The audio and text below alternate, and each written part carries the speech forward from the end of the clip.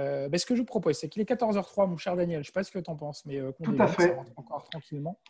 Ce C'est qui est qu'on débute intéressant, pour c'est ce que Jérôme et Gaëtan ont à dire, c'est pas nous. exactement, débute tout de suite, puisque vous êtes bel et bien pour la 5e édition du site de e-conférence lancé par GEM et la marque il y a maintenant presque 5 semaines.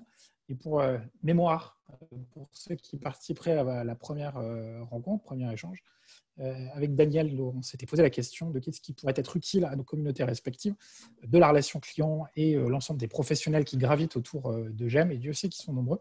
Et on s'est dit pourquoi pas unir nos expertises, nos crédibilités, nos légitimités pour justement monter un cycle de conférences qui s'était intitulé Cyclé pour préparer le déconfinement dans la relation client. Et si on va sur le petit slide d'après, ça nous permettra de vous présenter effectivement ce qu'est GEM et la marque. Et là, a priori, on arrive au petit bug ou pas. Du coup, je pense que Daniel, tu vas reprendre la main si tu veux bien. On va vous présenter, désolé. On va vous présenter en quelques mots la marque et GEM pour savoir à quelle sauce vous serez mangé sur cette conférence également. La marque en quelques mots, une communauté de praticiens de la relation client, créée une quinzaine d'années. Effectivement, 300 entreprises aujourd'hui qui se réunissent tout au long de l'année sur différentes activités, des conventions thématiques, des groupes de travail sur un sujet qui est la réclamation client, au motif de la réclamation est une opportunité pour l'entreprise à des fins d'innovation de performance financière et de transformation. Voilà. Et dans ce cadre-là, on a depuis de nombreuses années l'opportunité de travailler avec GEM et notamment à travers avec Daniel. Et Daniel, je te donne la parole. Alors, je ne sais pas à qui d'entre nous est Cortis et Moore, mais il faudra quand même changer un de ces jours. La carpe et le lapin, c'est un peu bon, voilà. Je ne ferai pas de commentaires. Grenoble École de Management, je pense que tout le monde connaît au moins de nom, sans doute, au moins la grande école, mais sans doute moins la formation continue, qui vous concerne pourtant plus. Donc, à GEM, on fait beaucoup de ce qu'on appelle de l'executive education. 50 programmes en gros chaque année, 5000 participants en gros là aussi. Plus de 400 partenaires divers et variés. Jérôme, que vous allez écouter tout à l'heure, il participe aussi grandement. Donc voilà pour GEM. Mais surtout, revenons à notre sujet du jour. Alors effectivement, le sujet du jour, on l'a évoqué, c'est dans l'univers de la relation client, et dans d'autres d'ailleurs, la notion d'agilité a une place importante, puisqu'on ne sait jamais finalement quel est le client qui va nous contacter, quelle est sa demande, sa réclamation, ou au contraire des fois sa satisfaction, heureusement. Et puis dans les temps qui nous ont été donnés à vivre, nos entreprises, nos organisations ont été particulièrement chahutées, et on s'est dit du coup c'était peut-être l'occasion de se retourner vers des professionnels pour voir comment ils avaient pu vivre justement cette séquence. Et Decathlon, c'est, si j'ose dire, également illustré au cours des dernières semaines de manière assez importante. Gaëtan nous en parlera dans quelques instants et on s'est dit comment faire peut-être pour également développer cette agilité au sein de nos entreprises. Et donc le but de cette e-conférence, c'est de pouvoir bénéficier d'un retour d'expérience de Decathlon.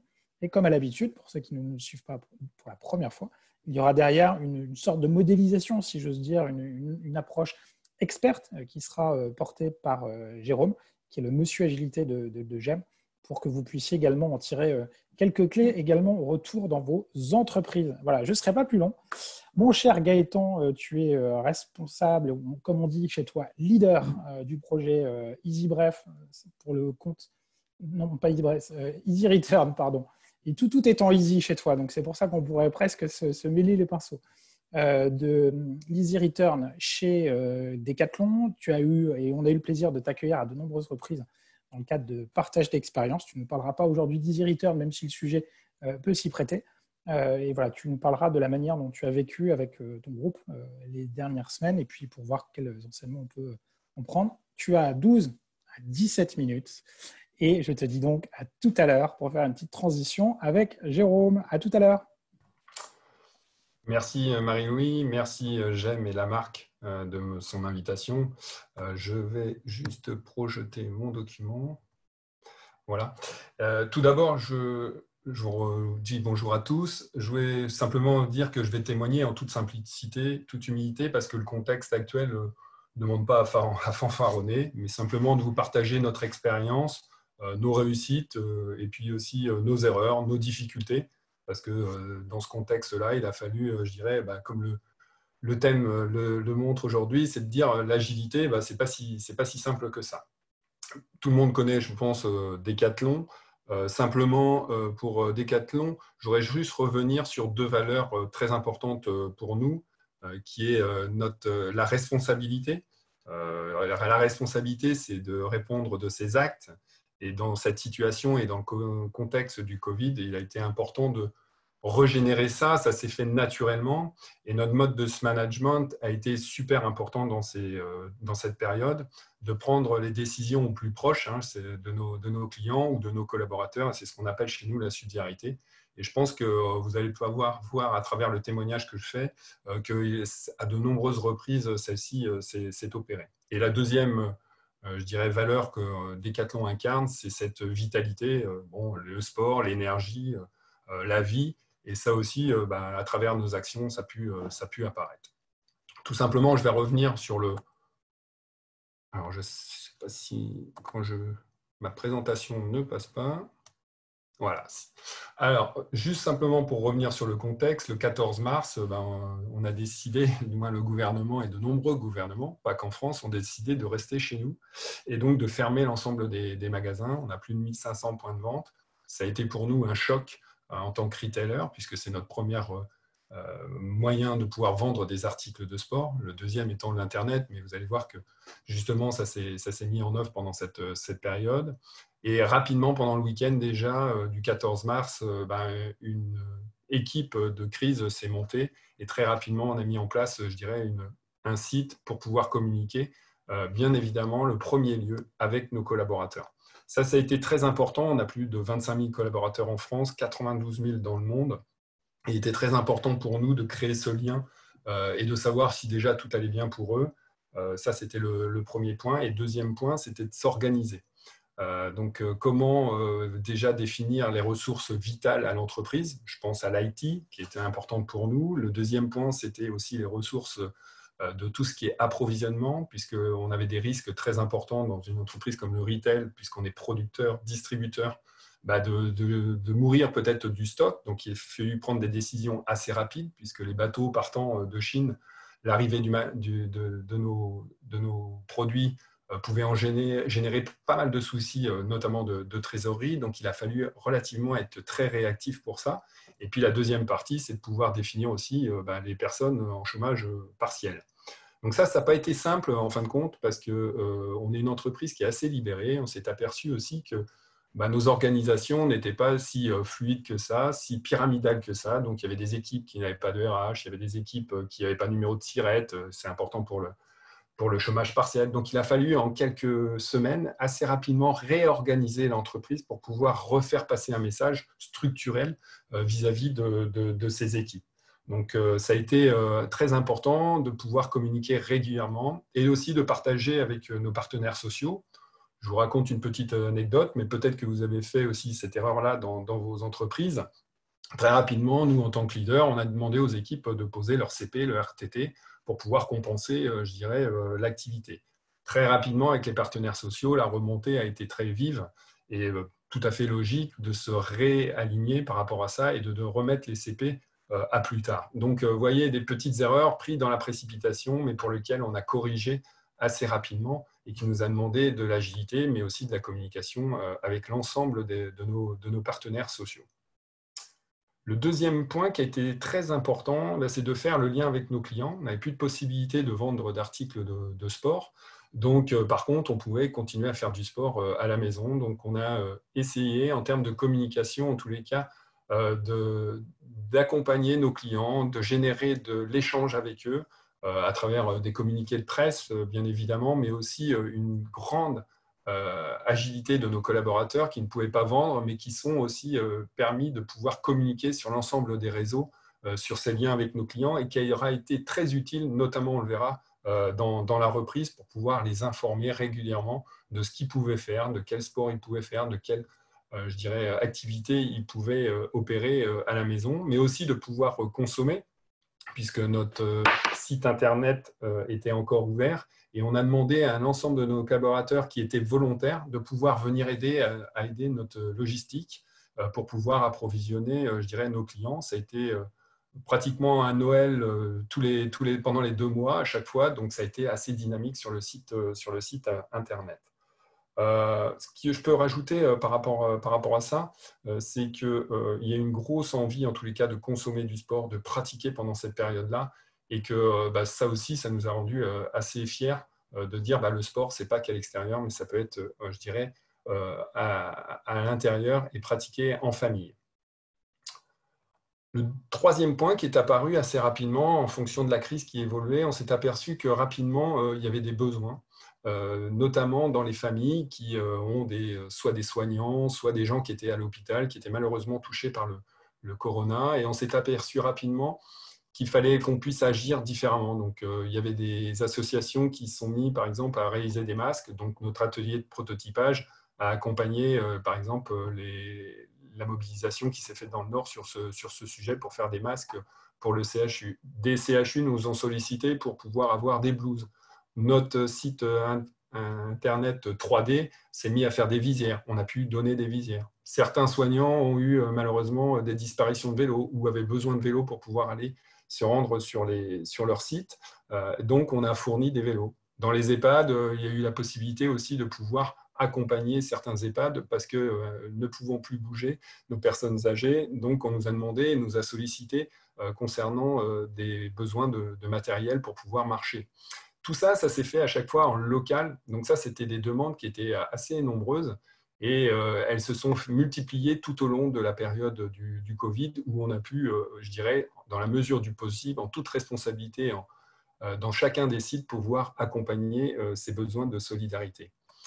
Et puis, il y a eu un élément qui a été majeur. D'habitude, on présente le EasyBress comme une innovation, bien sûr, importante que vous connaissez peut-être, qui est le snorkeling.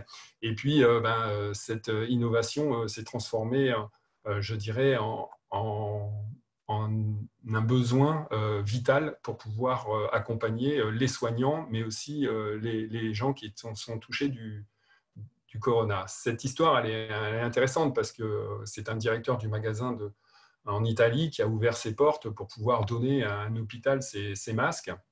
Et aussi avec l'ensemble des médecins, l'ensemble de partenaires tels que Airbus, Safran, des écoles d'ingénieurs se sont mis à réfléchir sur la possibilité de pouvoir permettre à ce masque de pouvoir être utile à la santé. Et donc ça a été une collaboration incroyable, co-construite. On est obligé d'ouvrir nos plans de ce masque, de pouvoir les proposer à différentes écoles qui ont réfléchi pour pouvoir créer ce petit filtre que vous voyez en haut du masque pour pouvoir connecter aux différentes machines et puis pour aider aussi les soignants. Donc ça a été pour nous incroyable. On n'imaginait même pas qu'un masque de plongée aurait pu permettre de sauver des vies.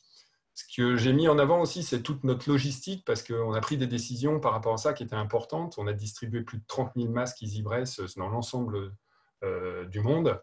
Et il a fallu, je dirais, en termes logistiques, bien approvisionner. Il y a des masques qui étaient en magasin, des masques en logistique, et il a fallu, je dirais, les distribuer.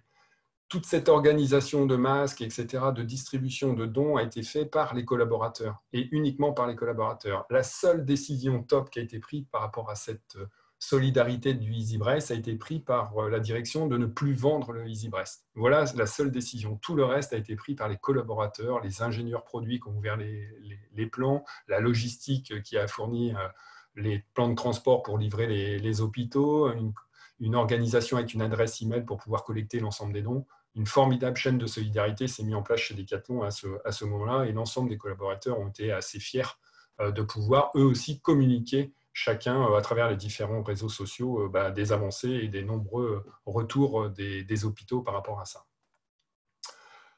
Ensuite, une fois que la crise a été plus ou moins avancée et on a commencé à parler de reprise, et nous, on a souhaité une reprise avec nos équipes, ce qu'on appelle lancer. Donc, très rapidement, on a repris contact avec nos équipes et essayé d'imaginer comment on pouvait réouvrir d'une façon nos magasins, bien sûr sans contact. Et là, on a utilisé le click and collect et on a permis de faire du drive sans contact. Là encore, très belle initiative des magasins. Plus de 50 magasins en France ont ouvert avant l'ouverture officielle, sans contact, avec une organisation sans précédent, puisque de nombreuses commandes, comme vous pouvez le voir dans les magasins, se sont opérées. Un nouveau métier, puisqu'il a fallu faire du picking, répondre à des commandes, livrées sur le parking. Toute une organisation de commerce s'est mise en place, qui a mis aussi rapidement nos équipes volontaires à l'époque, toujours pour pouvoir livrer nos clients et continuer à faire du sport chez soi, puisque encore à cette époque-là, il n'était pas possible de pouvoir faire du sport à l'extérieur. Et puis ensuite, on a réouvert nos magasins depuis maintenant 15 jours, 3 semaines, sous un haut niveau de sécurité.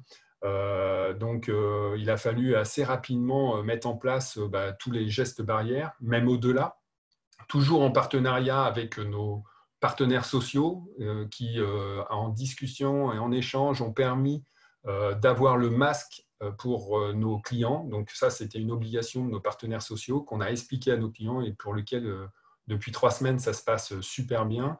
Et puis, un ensemble d'éléments, laver les cabas, avoir du gel hydroalcoolique comme on trouve partout maintenant, et puis des protections à la fois pour nos collaborateurs et à la fois pour nos clients. Cette reprise, elle s'est faite avec un grand succès, malgré tout limité par le nombre de personnes qu'on trouve en magasin, puisqu'on est contraint par la législation sur ce point. Et puis aussi, on s'aperçoit actuellement, au vu de la dynamique, du beau temps, qu'on ait pris aussi des décisions assez drastiques sur l'approvisionnement, et on s'aperçoit qu'on a beaucoup de ruptures dans nos rayons, dues à des effets, je pense par exemple à la promotion qui a été faite sur le vélo, où on est beaucoup en difficulté sur ce point, ou sur nos ateliers avec le bon qui permet aussi de dynamiser la réparation. Voilà un ensemble d'éléments qui nous ont mis sous tension depuis maintenant 15 jours, 3 semaines, sachant que nos équipes ne sont pas encore toutes reprises. On avait des magasins où il n'y avait que 40% des effectifs, donc très très dur de pouvoir accueillir l'ensemble des clients. Donc on a fait appel à beaucoup de solidarité, des services, informaticiens, des gens qui sont dans les bureaux pour pouvoir accompagner nos clients, jusqu'à nos patrons qui sont descendus aussi sur le terrain pour faire voir le geste, accompagner nos clients dans les différents rayons qui étaient très surchargés en début de période de réouverture. Donc voilà un petit peu en tout ce qui a été mis en œuvre chez nous, certainement avec beaucoup d'autres enseignes on l'ont fait, mais nous avec beaucoup de dynamisme, beaucoup d'envie en tous les cas, avec les gens qui ont une vraie volonté d'accueillir nos clients et de reprendre l'activité. Et je finirai par une citation qui est un peu dure, mais qui pour moi montre bien la réalité, c'est que le monde ne sera pas détruit par ceux qui font du mal, mais par ceux qui le regardent sans rien faire. Et je pense que nous, on n'est pas restés sans rien faire, dans une envie d'entreprendre et de liberté, parce qu'on a été contraints par cette liberté. Ça nous a engagés à une forte responsabilité sur 3 éléments qui me paraissent essentiels. Tout d'abord, l'humain, les collaborateurs ou nos clients, notre environnement naturel. On voit aujourd'hui que ça prend de plus en plus d'importance dans nos vies, et puis aussi le profit. Voilà, donc ces 3 éléments, pour moi, sont une des pistes de réflexion pour demain.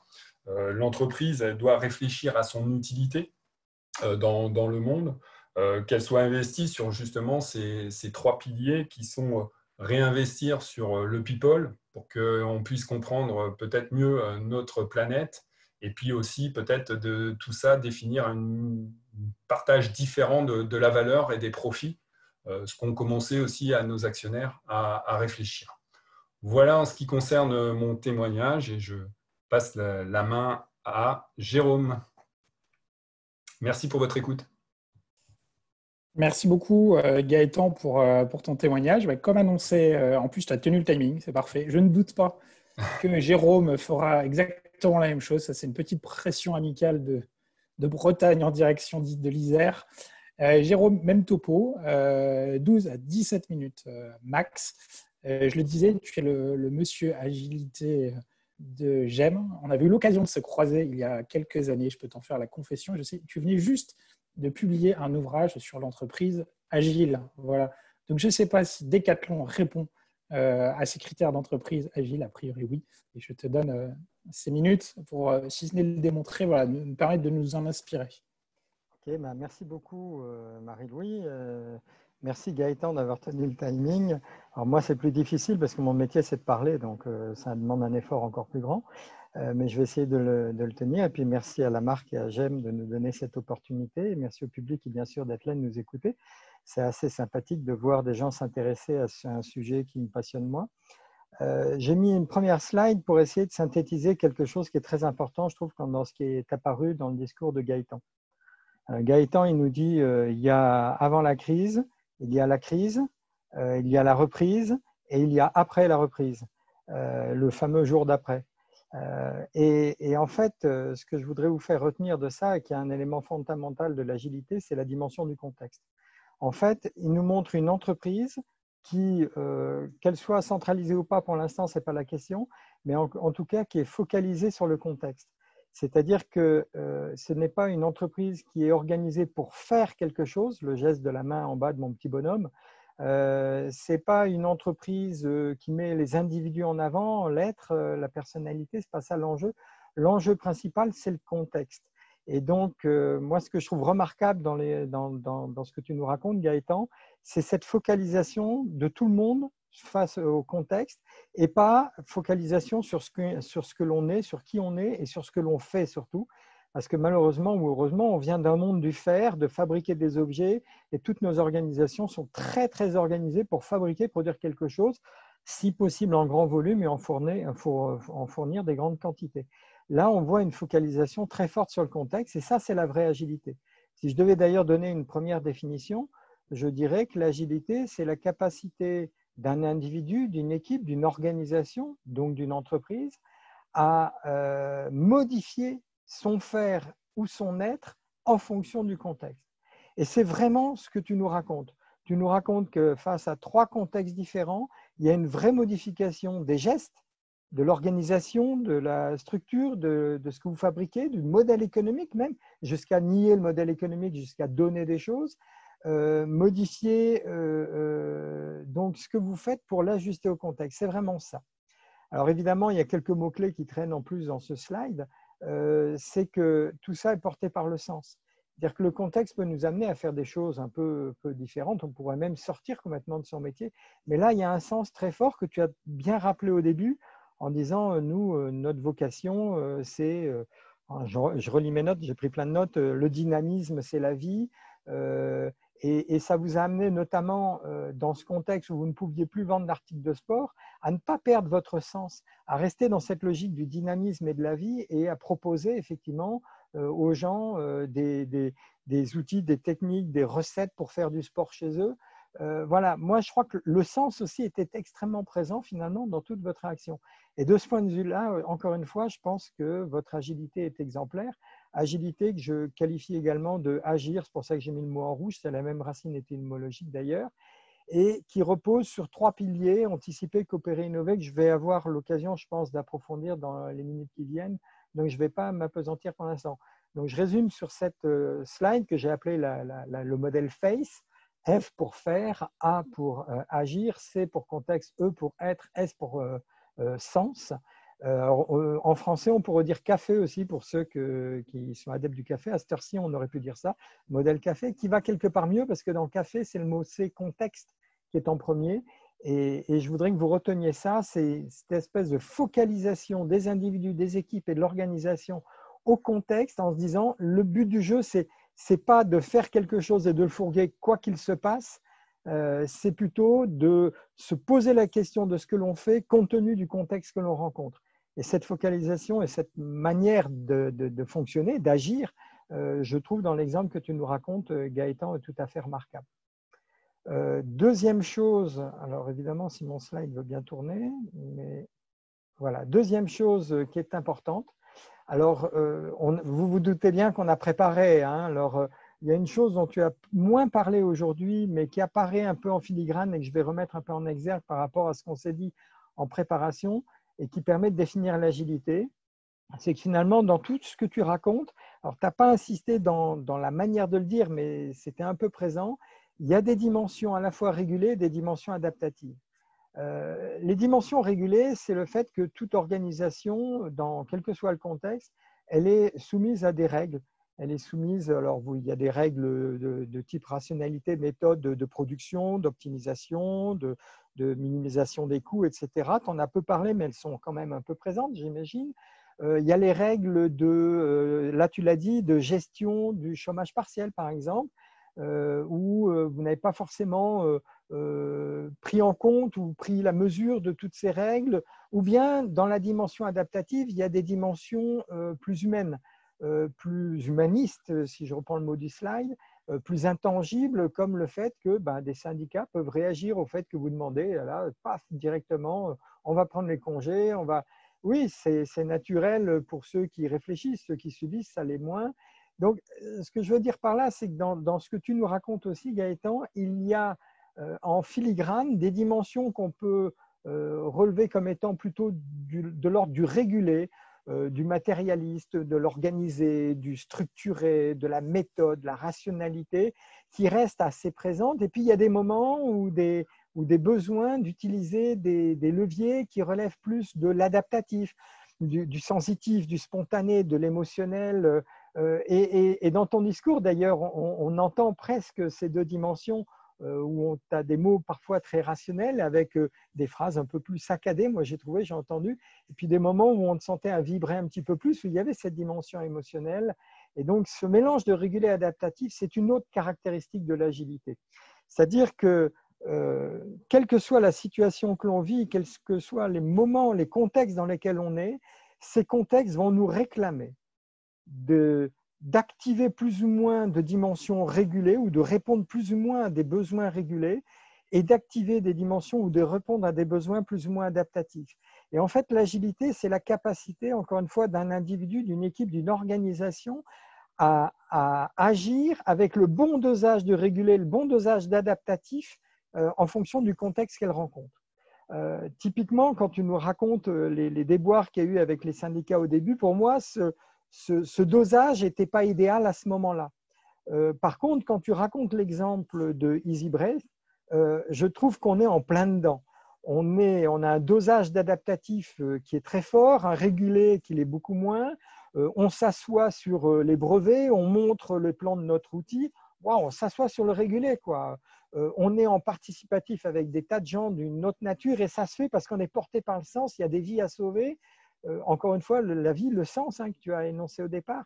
Et on ne compte pas, on fait ça gratuitement. On est dans le total adaptatif en s'asseyant complètement sur les règles. Là, il y a un moment particulier où l'enjeu est tel qu'il faut libérer l'action, pour reprendre l'expression que tu as utilisée d'entreprise plutôt libérée. Il faut libérer l'action, il faut laisser faire, il faut laisser parler les tripes. On est dans une dimension où il y a un fort besoin d'adaptatif et vous y avez superbement répondu. Et ça aussi, je trouve que dans le témoignage que tu racontes, et je voudrais que les gens qui nous écoutent le retiennent bien, il y a vraiment cette apparition de ce dosage de régulé et d'adaptatif jusqu'où on a le droit de ne pas suivre les règles, jusqu'où on n'a pas le droit de le faire, et de savoir repérer le besoin qui est en face de nous et d'y répondre avec le bon niveau. Si je repère 20% de régulé, 80% d'adaptatif, mais que je réponds avec 80% de régulé et 20% d'adaptatif, ça ne va pas du tout. On va vers les ennuis, vers les difficultés. Et j'aime bien dans ce que tu racontes parce que tu as l'humilité de dire il y a des moments où on n'était pas complètement juste. Alors avec tes mots, avec les mots de la pratique et du concret, du terrain, et ce que j'essaie de reformuler là, c'est que les moments où vous êtes un peu moins juste, c'est parce que le besoin en régulé ou en adaptatif est peut-être moins bien repéré, moins bien compris, et du coup la réponse n'est pas forcément la mieux adaptée en dosage de régulé et dosage d'adaptatif par rapport à ce besoin. Ça, c'est la deuxième dimension moi, qui ressort de ce que tu nous racontes que je voulais mettre en avant. Après, tu as insisté sur un mot très important que j'ai mis en rouge au centre de l'écran, qui est le mot responsabilité. Alors oui, alors tu le définis comme étant, alors je relis mes notes, répondre de ses actes. Oui, pour moi, ça va beaucoup plus loin que ça. Répondre de ses actes, ça veut dire avoir conscience aussi de ses actes. Je vais y revenir, je vais l'approfondir dans un instant. Mais ça veut dire aussi plein d'autres choses. C'est-à-dire, pour moi, il n'y a pas de responsabilité sans confiance. Quand tu dis que vous êtes une entreprise relativement libérée, c'est-à-dire que vous faites confiance aux gens, vous leur donnez, c'est un deuxième mot qui est à l'écran, un périmètre de liberté dans lequel ils ont une autonomie d'action. Et ça, c'est super important. Dès lors qu'on veut de l'agilité, c'est qu'on veut que des gens soient connectés à leur contexte. Pour ça, il faut leur reconnaître quel est le contexte et quel est le périmètre dans lequel ils peuvent se connecter et avoir de la liberté de modifier leur faire et leur être. Et ça va avec la responsabilité. Il n'y a pas de responsabilité sans ces définitions-là. Ça veut dire sans que les gens soient connectés à l'extérieur, sans qu'on leur ait donné notre confiance, sans qu'on leur ait défini les périmètres de liberté, qu'on leur ait dit où est votre autonomie. Ça ne peut pas se faire la responsabilité tout seul non plus. Ça se fait parce qu'il y a du partage de sens, parce qu'il y a du partage d'informations, parce qu'il y a du partage du travail. C'est fondamental et ça repose notamment aussi sur le sens commun, qui est très très fort chez vous, en tout cas sur lequel tu as réinsisté. Et ce n'est pas tous les jours que j'ai des témoignages d'entreprises qui commencent par dire notre vocation, c'est ça, quoi. Notre sens, la direction, ce à quoi on sert, c'est ça. Généralement, les entreprises, elles partent directement dans qu'est-ce qu'on fait. Wow. Des entreprises qui spontanément, des témoignages d'entreprises comme ça, qui spontanément commencent par le sens, ce n'est pas fréquent. Et enfin, la responsabilité, ça inclut une dimension de mouvement. C'est-à-dire que la responsabilité, ce n'est pas je suis responsable de faire toujours pareil. Je suis responsable de ce que je vais générer autour de moi et en fonction de ce qui est généré autour de moi et qui va m'influencer. Et donc, je peux bouger. Et donc, il y a cette autorisation qu'on avait qualifiée lors de notre petite séance de préparation. On avait parlé de droit à l'erreur et moi, je vous avais dit, toi, Daniel et Marie-Louis, j'aime mieux parler encore de droit à l'essai. Parce que le droit à l'erreur, c'est un côté négatif, c'est l'erreur, je me plante. Mais le droit à l'essai, c'est voilà, j'ai la liberté de mouvement pour essayer des choses, pour tenter des trucs. Et c'est vraiment ce qu'a fait le gars en Italie avec les masques. Il a compris un besoin, il avait quelque chose entre les mains qui était ce masque EasyBreath qui allait permettre de le faire. Il y va, il essaye, et puis finalement, côté régulé, la direction générale, elle a dit, je ne mets pas trop les mains là-dedans, si ce n'est que je casse une règle, j'ouvre une règle. Maintenant, on ne vend plus de masques, on va les donner. 30 000 masques, je ne sais pas si les gens se rendent compte, mais ce n'est pas rien. Ce n'est pas rien en chiffre d'affaires, ce n'est pas rien en coût, ce n'est pas rien en investissement. La transparence aussi pour le faire avec les autres, ce n'est pas rien non plus. Enfin, dernier slide qui va me permettre d'approfondir la responsabilité et d'aller sur la dimension plus comportementale. C'est les 3 mots que j'avais mis au départ, anticiper, coopérer, innover. Tiens, j'avais fait une erreur dans mon slide, évidemment, ça m'aurait étonné. Et je l'ai donné à tout le monde, personne n'a vu mon erreur. Bon, ce n'est pas très grave. Vous avez compris le petit bonhomme en vert que je vais remettre parce que j'avais honte, je l'ai enlevé, mais je n'ai pas le temps de le corriger. Donc, je vais le remettre à l'écran. Le petit bonhomme en vert, ce n'est pas le petit bonhomme en mousse. J'espère que vous le voyez apparaître. C'est l'innovation. Donc, être responsable, au-delà de répondre de ses actes, c'est avoir conscience de ce qui se passe autour de soi et donc être capable de capter les risques qui vont arriver demain de la part de son contexte, mais également capter les conséquences que nous, on va générer, avoir conscience des conséquences de ce que nos actions, décisions, nos mouvements vont générer autour de nous. Ça s'appelle l'anticipation pour moi. Elle est bien connue sous l'angle de la planification, elle est moins connue, elle est pas mal connue sous l'angle des risques, elle est beaucoup moins connue, en tout cas moins visible, moins consciente chez les gens en termes de conséquences. Et ça repose sur 2 leviers, l'intelligence situation, la proaction. Je n'ai pas le temps de les approfondir, mais je voudrais que vous reteniez cette dimension des conséquences. Sur le coopérer, là aussi, comment être responsable seul dans un monde où on est tous interconnectés comme ça les uns avec les autres. Et on voit bien dans tout ce que tu as raconté, les liens qu'il y a entre les acteurs, dans les niveaux hiérarchiques, avec les acteurs extérieurs. Cette dimension, elle est archi fondamentale aussi. Et avec une logique qui transparaissait dans ton discours, et je vais mettre le mot-clé de l'agilité qu'il y a derrière, c'est l'idée d'une relation satisfait-satisfait. On ne cherche pas à tirer la couverture, on ne cherche pas à gagner de l'argent, on cherche à servir le système. Et quand tu dis à la fin que, effectivement, vous allez peut-être vous poser la question sur la rentabilité, le profit, comment on va le distribuer, à qui. Voilà, là, il y a une dimension satisfait, un discours que j'ai déjà entendu chez Danone, aussi qui est assez intéressant à mettre en avant. Et enfin, l'innover, je ne vais pas approfondir parce que j'ai parlé de mouvement juste avant, ce n'est pas l'idée d'innover au sens de créer le fameux nouveau masque. Innover, c'est faire juste quelque chose de différent qui marche. Et je vais insister, quelque chose de différent qui marche, ça veut dire quelque chose de différent qui s'insère bien dans le contexte. Et en conclusion, je dirais ça, c'est qu'anticiper, coopérer, innover, c'est une question de lien avec le contexte. Parce que si je fais quelque chose de différent qui s'insère bien dans le contexte, c'est que je suis bien en lien avec le contexte. Si j'anticipe les risques et les ruptures et les conséquences, c'est que je suis bien en lien avec mon contexte. Et si je coopère et si je travaille avec les autres à leur satisfaction, c'est que je suis bien en lien avec le contexte au sens des personnes. Et voilà, et c'est ça aussi l'agilité. Voilà ce que je voulais dire à partir de ce que tu nous as présenté. Merci beaucoup, Jérôme, pour cet exposé. Il y a un point qu'on avait également partagé lors de la préparation, et je ne crois pas que tu l'aies donné, c'était la définition de la notion d'innovation. Aussi frugale qu'efficace, je trouve, quelque chose de différent, mais qui marche. Voilà, j'avais trouvé je ne sais s'il faut dire citation, en tout cas cette définition que tu avais donnée, très éclairante, et donc je me permets de la partager. Avant de basculer dans le temps de questions-réponses, vous trouvez différents petits bonshommes sur un ton humoristique. Pour nos projets, ce serait bien qu'on suive la méthode agile, ou on pourrait dire la méthode à Baron, mais là, vous voyez, on ne dit pas la méthode, mais la méthode de Gilles. Et puis après, c'était un petit portrait qui avait été fait de moi, je crois, juste avant que je ne passe chez le coiffeur, qui est, je crois, une des images, je crois, préférées de Daniel. C'est chez toi que je l'ai vue, je crois, pour la première fois, il y a déjà de nombreuses années, et je pense qu'elle tombait bien sur ces échanges d'aujourd'hui. Ce que je vous propose, c'est que du coup, on attaque le temps de questions-réponses. Plusieurs questions ont d'ores et déjà été posées sur le petit chat. Donc, n'hésitez pas à le nourrir. Je vois Daniel qui apparaît. Peut-être as-tu déjà une question pour Jérôme et Gaëtan, que j'invite à apparaître à l'écran. Voilà, merci. Oui, une question. On va commencer par Gaëtan. Gaëtan, deux questions à la suite. Une première déjà qui est un préalable pour moi, qui est la fameuse question du dialogue social. Évidemment, tout ce que tu racontes serait sûrement impossible s'il y avait, je vais caricaturer, le syndicat contre le patron, bref, pur et dur et carré et vraiment dans une vision de l'ancien temps. Rapidement, parce que ce n'est pas le cœur, mais qu'est-ce que tu peux dire là-dessus sur la faisabilité d'un certain nombre de choses? On en a déjà parlé.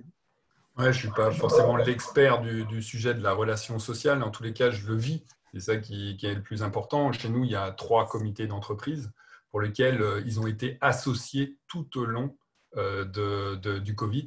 Donc, pour vous donner l'enchaînement très, très concret, tous les mardis, il y avait comité d'entreprise dans les 3 comités d'entreprise. Et le mardi soir, de 18 à 19 h, on avait les réunions RH qui nous descendaient l'information. Une réactivité. Pourquoi? Parce que quand il y avait du décalage, autrement, on n'a pas que des partenaires sociaux qui sont, je dirais, avec l'entreprise. Il y avait une double communication qui se faisait sur les réseaux sociaux. Donc, pour que les leaders ne soient pas pris à défaut et passer le bon message ensuite le lendemain à nos équipes avec la bonne tonalité, il était nécessaire que toute la chaîne soit alignée, même si des partenaires n'étaient pas peut-être en phase avec la direction. Donc ça, c'était super important pour nous, cette gestion. Voilà, la plupart des partenaires sociaux ont un gros background dans l'entreprise. Donc voilà, ils ont été aussi contributeurs dans la co-construction, je pense, des DUER pour les magasins, les documents uniques, etc. On les fait participer, nos CHSCT, etc. Donc tout n'est pas fluide, tout n'est pas rose, ça c'est clair. Mais en tous les cas, on essaye au maximum de les intégrer dans toutes nos discussions, dans tous nos échanges, et on prend aussi en compte certains points, et ça c'est aussi très important. Je ne sais pas si j'ai répondu à la question. Tout à fait, et donc tu insistes aussi, si j'ai bien compris, sur la réactivité, la rapidité. Ouais. Voilà. On s'entend pas, mais il faut être… Ouais, il faut être très réactif parce que autrement, on a 2 sons de cloche dans l'entreprise et ça ne va pas. Et donc, il faut que la puissance de l'entreprise, 25 000 collaborateurs, ne soit pas endeuillée par quelques petits messages sur Facebook. Voilà. Jérôme, tu n'hésites pas à rajouter des choses si tu veux, hein, bien sûr, au fur et à mesure. La deuxième question, qui est là cette fois-ci plus sur le fond, c'est il y a visiblement plein de bonnes pratiques, ou de pratiques, disons-le, qui ont été mises en place de façon agile, façon Jérôme, dans cette crise chez Decathlon. Il y a plusieurs questions, hein, Leïla, Shadia, etc., qui disent mais comment vous allez faire pour capitaliser là-dessus dans la sortie de crise ou dans l'après-crise et comment ça se passe?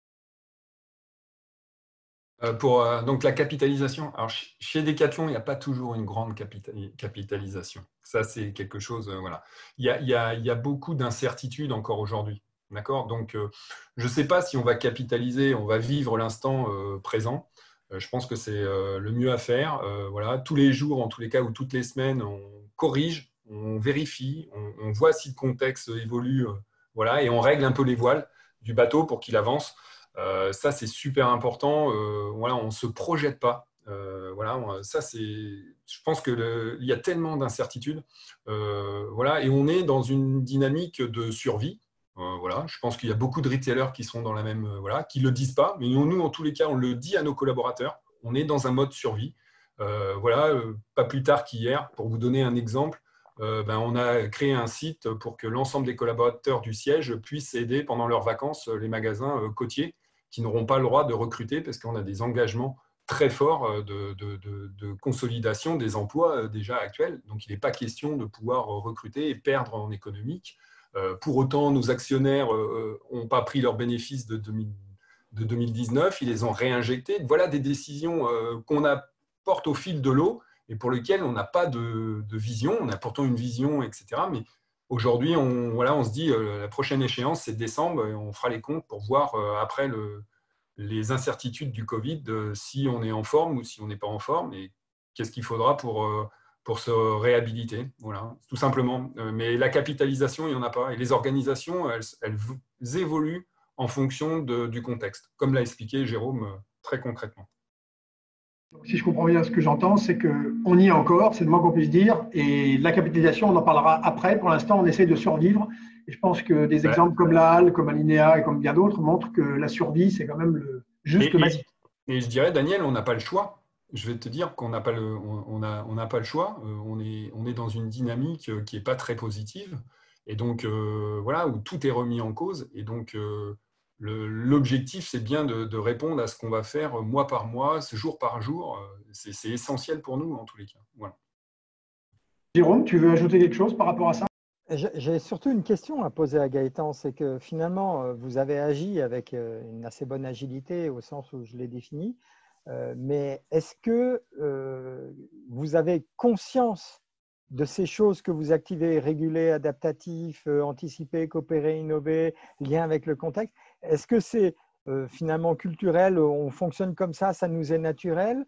Ou est-ce que c'est vraiment conscient, culturel, mais volontaire, cultivé, entretenu dans l'entreprise? Moi, j'ai mon opinion, j'aimerais avoir ton sentiment à toi. Bah, c'est culturel, c'est naturel. Je veux dire, moi, depuis que je suis chez Decathlon, ça a toujours été ça. Voilà. Là, c'est mis en exergue, forcément, et on voit toutes nos qualités parce que la crise faisant, on peut encore, je dirais, faire feu de tout ça, si tu veux. Mais aujourd'hui, et je reviendrai sur un des mots que tu as dit, qui était important, et je n'ai peut-être pas insisté dans ma présentation, c'est cette responsabilité. Cette responsabilité, on l'apprend tout petit. Voilà. Moi, j'ai 20 ans de boîte. Quand j'ai commencé chez Decathlon, on m'a appris à prendre des responsabilités. Et petit à petit, en fonction, voilà. Parce que la responsabilité, c'est un escalier pédagogique, elle s'apprend au fil du temps. D'accord ? Et ça, c'est super important. Quelqu'un qui a 20 ans, on lui apprend, etc. À 24 ans, on peut être directeur d'un gros magasin parce qu'on estime que la personne a la capacité. Mais ça s'apprend. Voilà. Et donc, cette confiance que tu parlais, elle ne se donne pas a priori, elle se donne a posteriori. Et ça, c'est super important. Donc, vas-y, ose. Vas-y. Nous, chez nous, c'est les mots qu'on utilise. Vas-y, fais-le. Fais-le. Donne le masque au mec là, à la médecine. Tu vas voir ce que ça donne. Et ça donne un truc de dingue. Et ça, on le permet à tous les niveaux. À tous les niveaux. À l'hôtesse de caisse qui peut changer un prix. Au responsable au CDD qui dit vous pouvez changer un produit sans aucun justificatif, etc. De faire plaisir aux clients. Ça s'encourage. Après, quand il y a des petites erreurs, on corrige, on dit c'est pas grave, mais attends, la prochaine fois, on fera autrement. Voilà. Et ça, c'est du management qu'on apprend tout le temps, en tous les cas, depuis 20 ans chez Decathlon, et qui est formalisé aussi. Ce n'est pas qu'un management baladeur, c'est un management toutes les 4 semaines de formalisation, et qui est engagé et qui est valorisé. Ouais, tu as pris une décision, génial. Tu en as encore pris 2, très bien, vas-y, continue. Et donc, ça, c'est l'encouragement à la prise de décision. Pour les gens qui nous écoutent, vous avez compris qu'il avait un petit peu fourché et la confiance, elle est donnée a priori et pas excusez-moi, a priori. Il y a une inversion là. Ouais, je voudrais que les gens retiennent bien, parce que c'est super important, la confiance a priori. Ouais. Ça ne se gagne pas, ça se donne, la confiance. C'est ça, c'est ça. Et du coup, dans la suite des questions, Marie-Louis, à moins que tu en aies, il y avait une qui était dans la même suite par rapport à ce que vient de dire Jérôme, c'est comment faire pour intégrer, dans ce que vous venez de dire, le fait d'agir, comment faire pour intégrer des gens en présentiel, mais aussi moi qui suis en télétravail, tout seul chez moi, c'est un peu compliqué quand même, on n'est pas au même niveau quelque part. Nous, on a fait des visioconférences très régulièrement et on a pris aussi le temps avec nos collaborateurs lors de la reprise ou même avant. Est-ce que c'était possible que pour les personnes de reprendre à travailler? Ça, voilà, tout simplement. J'ai 3 gamins, non, tu restes chez toi, tu garantis. Voilà. Pour autant, si tu peux te connecter pour rester connecté juste à ce qui se passe dans l'entreprise, c'est important. Par rapport, tu ne peux pas agir pour l'instant, ce n'est pas très grave. Il y en a d'autres qui vont pouvoir le faire. Et donc, on a géré, en tous les cas, le chômage partiel. On le gère encore dans cette dynamique de personnalisation de chaque individu. Donc, on a un management de proximité. On a des petites équipes. Moi, j'ai par exemple 7 personnes donc, qui encadrent d'autres personnes et on essaye de faire passer ce message-là de la personnalisation. Donc, on essaye d'impliquer les gens, mais s'ils ne peuvent pas agir, voilà. Mais naturellement, les gens sont revenus au travail en grand nombre parce qu'ils avaient envie d'agir, ils se sont organisés. Franchement, il y a une vraie solidarité dans l'entreprise pour se soutenir en tous les cas. Pour aller dans le même sens, Daniel, pour moi, présentiel, distanciel, c'est la même problématique. C'est de garder de la relation et de chercher à avoir la relation la plus qualitative qui soit. Et pour ça, ça implique aussi bien du one-to-one que du groupe. Ça implique de la régularité, ça implique à la fois des routines, des choses qui donnent des points de repère, et puis des choses très informelles et non prévues. Ça implique aussi avoir beaucoup d'écoute, d'attention, et quelqu'un qui dit « oui, oui, ça va bien ». Tu vois, le ton sur lequel il dit, il faut être capable de repérer le « ça va bien » qui sonne faux, le « ça va bien » qui sonne juste. Il ne faut pas se contenter d'un « ça va bien ». C'est bon, qu'est-ce qui va bien, tu es sûr? Ça veut dire une vraie qualité relationnelle qui, effectivement, et là, moi, je vais dans le sens de Gaëtan, en agilité, quand il y a manager, parce qu'il y en a qui plaident pour non-manager, moi, je ne suis pas d'accord, mais bon, c'est peu de gens, quoi. 7, c'est une bonne maille. Au-delà de 10, on dit que ça commence à être difficile de suivre tout le monde, d'avoir cette qualité relationnelle avec tout le monde. Et puis, c'est difficile de faire vivre la qualité relationnelle entre les personnes aussi. Oui, et pour moi, présentiel, distanciel, c'est la même chose. Parce qu'il se trouve que maintenant, on a les outils qui permettent à distance de faire ça. Alors, c'est sûr, hein, il y a des gens qui ont des êtres, dans mon face, le E de être, qui ont des personnalités qui sont plus ou moins à l'aise sans ou avec contact. Et ceux qui ont besoin de contact souffrent plus que les autres. Il faut y faire attention et donc connaître un peu la personnalité des gens, connaître leur mode de fonctionnement, connaître leur manière d'anticiper, coopérer, innover, tout ça, ça va aider le manager à entretenir une relation de proximité qui est vraiment fondamentale, encore une fois, distancielle ou présentielle. Je voudrais rajouter par rapport à ça, notamment la formation du manager. Voilà. Et nous, qu'aujourd'hui, par exemple, moi, je suis animateur de co-développement. C'est quelque chose que j'utilise beaucoup dans la gestion de mon équipe. Donc, l'écoute, la résolution de problématiques, l'échange, la connaissance de ses collaborateurs. J'ai eu jusqu'à 150 collaborateurs, je ne les connaissais pas du tout. Là, j'en ai 7, je les connais par cœur, quoi. Forcément, j'ai une proximité et donc derrière, il y a une confiance qui s'installe encore plus forte et puis une activation qui est… Voilà. Donc, les outils du manager moderne, Team Pizza, co-développement, l'écoute active, la CNV, tout ça, c'est des outils qui sont à maîtriser, pour moi, dans le manager moderne, qu'on voudrait peut-être parfois faire disparaître, mais qui doit avoir une autre posture, tout simplement. Ça répond en partie à ma question de tout à l'heure, de est-ce qu'il y avait conscience ou pas? Parce que parmi toute la panoplie que tu viens de citer, il ne faut pas oublier l'agilité comportementale et la prise de conscience de ce face et de sa manière d'anticiper, coopérer, innover, de savoir si on est régulé ou adaptatif, c'est des choses… Voilà, moi, c'est ce que je porte aujourd'hui dans les entreprises, avec GEM notamment. Ça fait partie des choses, des formations entre guillemets modernes, nouvelles, qui sont données aux managers, cette prise de conscience de cette manière d'agir et de son agilité. Juste, il y a une question, c'est quoi CNV, Gaëtan? C'était une question qui était posée. Ouais, c'est la communication non violente, donc l'écoute des besoins chez les collaborateurs, voilà, aller bien chercher au-delà du ah, tout va bien. Est-ce que ça va vraiment bien? Voilà. Est-ce que ça va vraiment bien aujourd'hui? Voilà, donc ça, c'est vraiment important du questionnement. Et donc, pour que la personne vous dise vraiment si ça va bien, faut qu'elle ait confiance en vous. un milieu, je dirais, cette confiance, c'est le ciment invisible qui nous lie tous ensemble. Et à partir de là, les gens se livrent. Ouais, mais tu vois, chez moi, c'est pas possible de bosser. Ok, on va s'adapter, on va vraiment faire. On va trouver une solution tous ensemble. Et voilà, c'est ça qui est important, et pas laisser les gens à aller dans la forte activité qui les emmène au burn-out. On va en voir beaucoup actuellement, quoi. Même si chez Decathlon, il y a une forte résilience, il n'empêche que prendre soin des autres, c'est nécessaire, quoi. Marie-Louise, on va peut-être revenir là-dessus. Moi, j'aurais une question qui vient des questions qu'on a vues, hein, mais qui est quand même une question récurrente sur Decathlon n'est pas tout seul. Jérôme, tu peux témoigner qu'une entreprise n'est pas toute seule. Il y a un écosystème autour. Et cet écosystème, c'est très compliqué. Il y a des fournisseurs qui, eux aussi, sont en mode survie. Et donc, il y avait notamment une question sur comment faire en ce moment, quid des applications des pénalités avec les fournisseurs.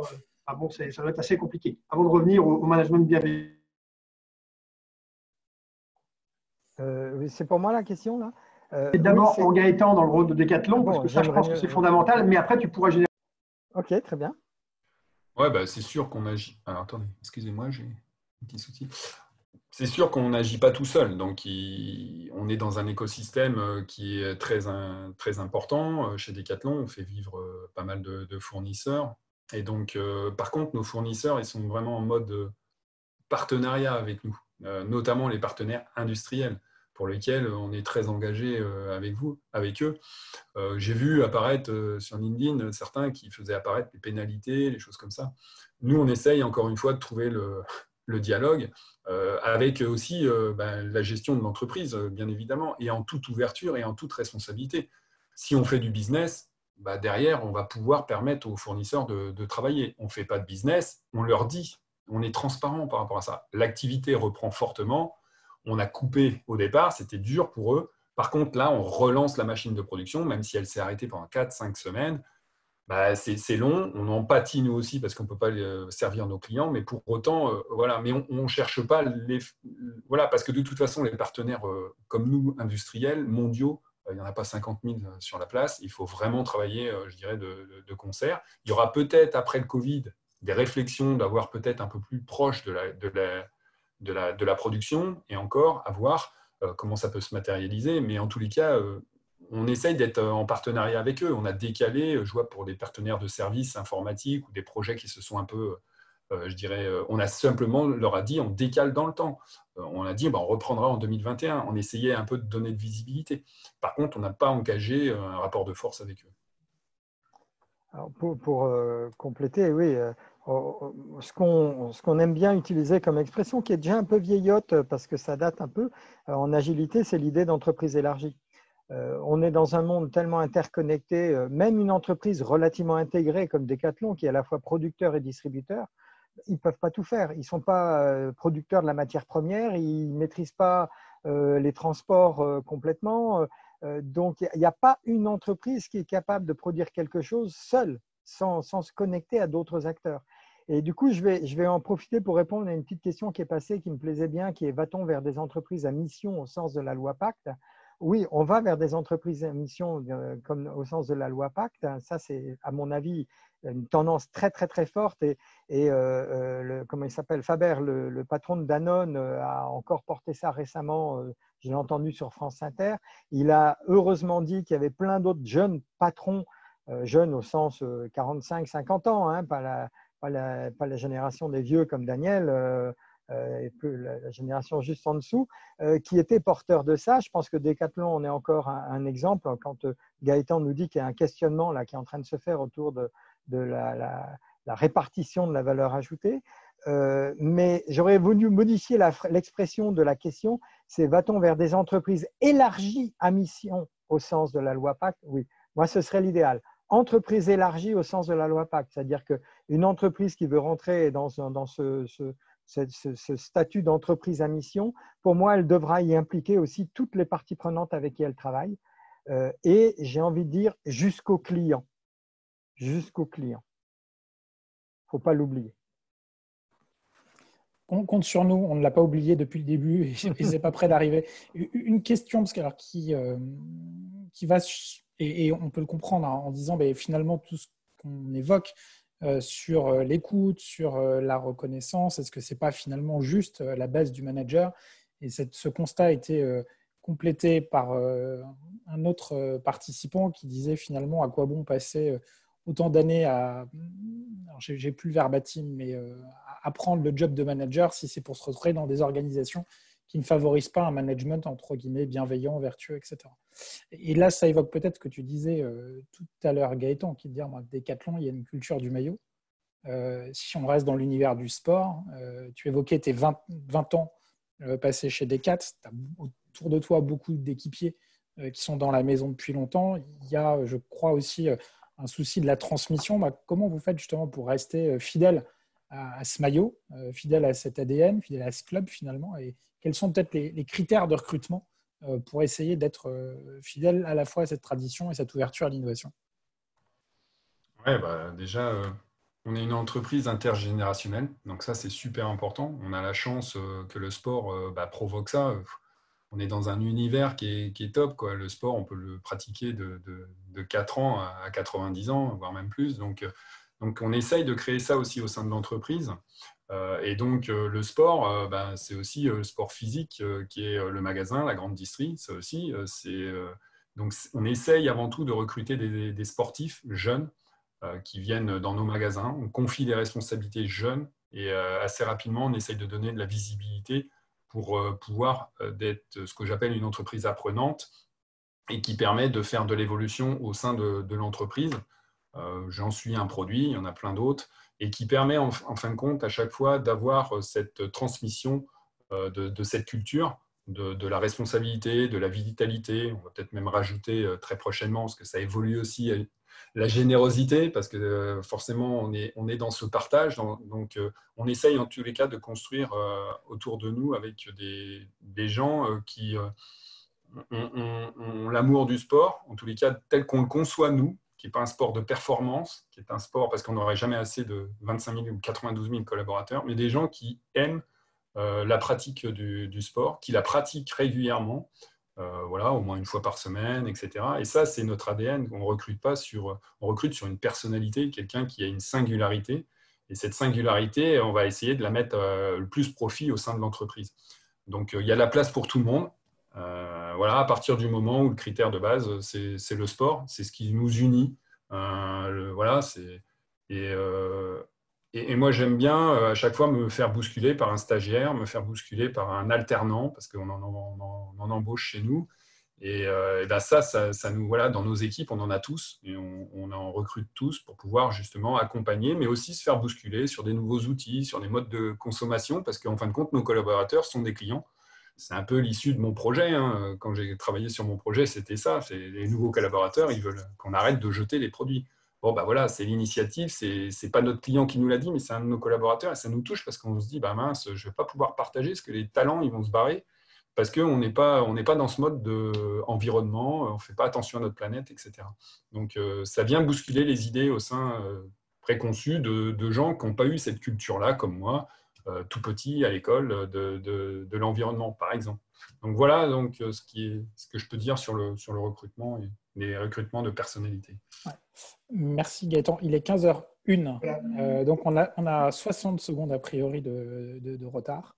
Donc comme à l'habitude, pour ceux qui sont des habitués, on va poursuivre les échanges et un espèce de petit débrief à chaud. Tous ceux qui le souhaitent peuvent rester.